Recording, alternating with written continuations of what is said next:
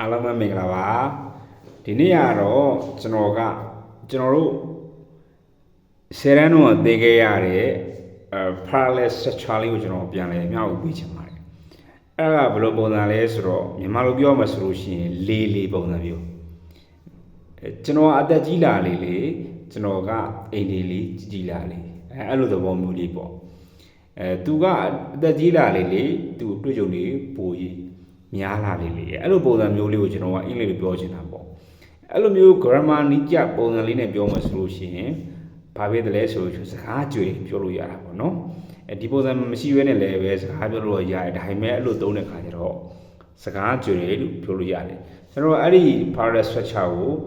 လူတွေနဲ့စကားပြောတဲ့အခါမှာသုံးပါ speaking နေရာမှာထည့်သုံးပါအဲ့ဒီပုံမျိုးလေးကျွန်တော်ကမျှဝေပေးချင်ပါတယ်ဘယ်လိုပြဝေပေးမလဲဆိုတော့သူကthe A2 subject verb comma the A2 subject verb အဲ့ပုံစံမျိုးသွားတာ A2 ပုံစံ A2 ဆိုတာက adjective ရဲ့ D2 ကိုပြောချင်တာကျွန်တော် adjective အကြောင်းရှိဗီဒီယိုတွေမှာတင်ပြပြီးသားဖြစ်ပါတယ်ပြန်ပြီးတော့ကြည့်လို့ရပါတယ်ကဲကျွန်တော်တို့သွားကြရအောင် the earlier you get the fresher you will feel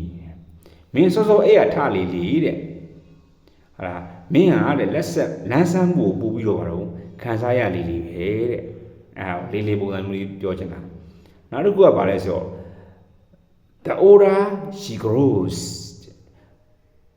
the more serious she becomes သူအသက်ကြီးလာလေတဲ့ပို့ပြီးတော့အိမ်တွေရလာလေတဲ့အဲ့လိုပြောတာ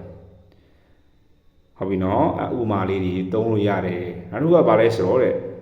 the more expensive the hotel the better service ဒီ hotel ကဈေးကြီးလေတဲ့ဝန်ဆောင်မှုတွေကလည်းပဲကောင်းလေပဲတဲ့အဲ့လိုမျိုးကြီးပြောချင်တာနော်ကျွန်တော်ဥပမာလေးတွေလည်းကျွန်တော်ရေးထားပါတယ်အဲ့လိုမျိုးသုံးအောင်ပဲနော်ပတန်လေးတွေကိုကျွန်တော်ထည့်ပေးထားပါတယ်နော်နောက်တစ်ခုကဘာလဲဆိုတော့တဲ့ the more makeup a girl uses မင်းလေးတယောက်ကတဲ့ makeup တွေပို့ပြီးသုံးလေတဲ့the more nature she looks သူကြည့်ရတာတဲ့တဘာဝအတိုင်းပုံမပေါက်လေပဲတဲ့ဟုတ်လားတကူရုပ်အတိုင်းမရှိလေဖြစ်ပါလေအဲ့လိုပုံစံမျိုးလေးပေါ့နော် make up ပိုသုံးလေတဘာဝအတိုင်းမမြင်ရလေမကြည့်ရလေအဲ့ပုံစံမျိုးလေးကိုပြောခြင်းဖြစ်ပါတယ်နော်ကျွန်တော်ပြရတဲ့ပတန်လေးတိုင်းကြည့်ပြီးတော့ speaking practice မှာရေးသုံးမယ်ဆိုလို့ရှိရင်အားလုံးအကျိုးရှိမယ်လို့မျှော်လင့်ပါတယ်အားလုံးကိုကျေးဇူးတင်ပါတယ်